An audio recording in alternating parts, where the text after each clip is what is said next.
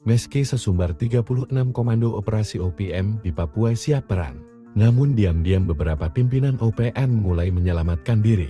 Jubir OPM Sebi Sambom dan beberapa jenderal OPM dikabarkan kabur ke perbatasan Indonesia dan Papua Nugini, menghindari kejaran TNI Polri. Sebi mengatakan, mendapatkan informasi bahwa TNI mengerahkan 6.000 bahkan hingga 10.000 pasukan baru ke Papua dan ditempatkan di beberapa tempat zona rawan wilayah OPM sebab akan ada pembentukan Kodam di Papua Selatan dan pembangunan Batalion Infanteri terbaru. Penempatan grup 6 Kopassus di Timika juga ikut dia soroti. Jago apapun pasukan OPM tak pernah takut, karena kami punya tanah leluhur.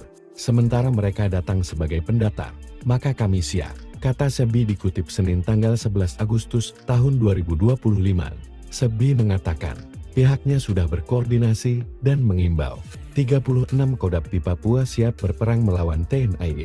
Diketahui, Presiden Prabowo Subianto melantik 7 Kodam, dan satu di antaranya adalah Kodam Papua Selatan. Kemudian grup 6 Kopassus yang bermarkas Timika. Prabowo mengatakan, ada 4 Brigade Infanteri Teritorial Pembangunan, dan 25 Batalion Infanteri Teritorial Pembangunan yang ditempatkan di Papua. Menurut Prabowo penempatan pasukan di seluruh Indonesia untuk mendukung pembangunan.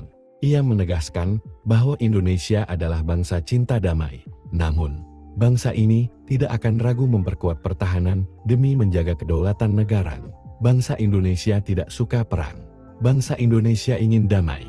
Tapi bangsa Indonesia telah mengalami pengalaman pahit. Setiap kali kita mau bangkit, kita diganggu. Setiap kali kita mau menyejahterakan rakyat kita diganggu, ujarnya.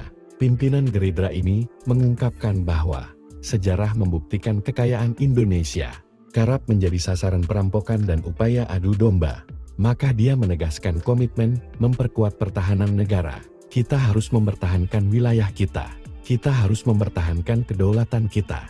Kita harus mempertahankan kekayaan kita, tegasnya.